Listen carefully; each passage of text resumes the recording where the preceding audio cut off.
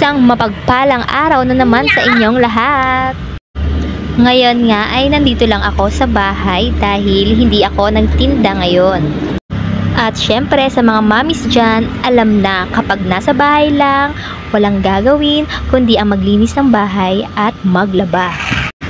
So, sinimulan ko nga ang araw kong ito sa pagtitiklop muna ng mga nakasampay dito sa aking sampayan dahil nagmumukha ng bodega ang aming kwarto. Sinimulan ko nga ang paglilinis ay sa kwarto.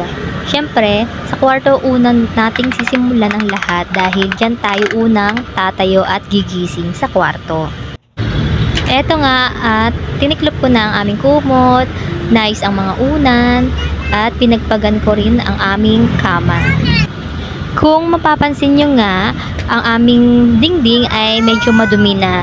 So marami ng beses na plinano namin ang magpintura pero hanggang ngayon is hindi pa natutuloy. At pagkatapos ko nga sa kwarto ay dumiretso na agad ako dito sa kusina dahil nagugutom na kaming tatlo. Eto nga at magigisa lang ako ng manok. So naisipan ko magsabaw.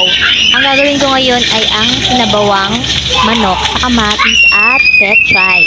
Para naman may sabaw para kay Liro dahil ang bata is mahilig sa sabaw. At ito ngang dalawang magkapatid ay walang tigil sa paghaharutan. Kapag nandito nga pala ako sa bahay, wala akong ginawa kundi ang kumain. Kasi kapag nasa bahay, talagang nakakagutom. Kaya kapag nasa bahay lang kami, kailangan ko talagang magluto ng maramihan o ng iba't ibang dessert o pagkain.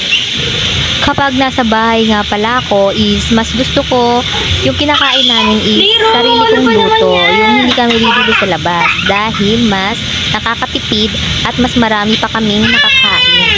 Bakit na nga? Ano ha? What na? Ano kaya mo? Bakit? Bakit na? Tama na nga!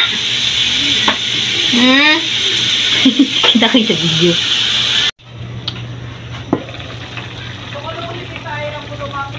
Kinamatisang manok na may miswa. Ngayon nyo lang narinig yun. At eto na nga, tapos na. Luto na ang aking kinamatisang manok. So eto, kumukuha na ako dahil papakainin ko na si Liro. Maaga kasing kumakain si Liro sa gabi. Mga 6 PM pa lang kumakain na siya dahil minsan maaga siyang matulog. Dinadamihan ko ang paglagay ng sabaw para kay Liro dahil ang sabaw is gustong-gusto ni Liro sa kanin. Eto nga at mapapansin nyo na habang kumakain si Liro is may hawak siyang cellphone dahil hindi siya kumakain kapag hindi siya nanonood ng cartoons o yung alam nyo na yung mga pang nursery o toddler na pinapanood.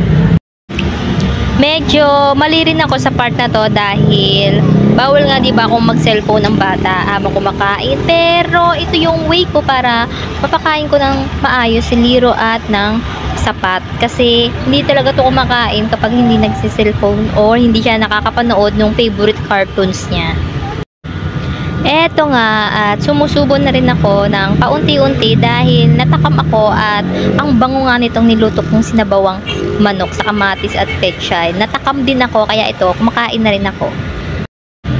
Sa part na to ako natatagalan yung magpakain kay Liro dahil natagal itong kumain. Lalo na pag nanonood siya. Naku, naabot kami ng kalahating oras. So, eto na nga, my viewers. So, dito ko na tinatapos ang aking mini vlog. So, see you on my next video.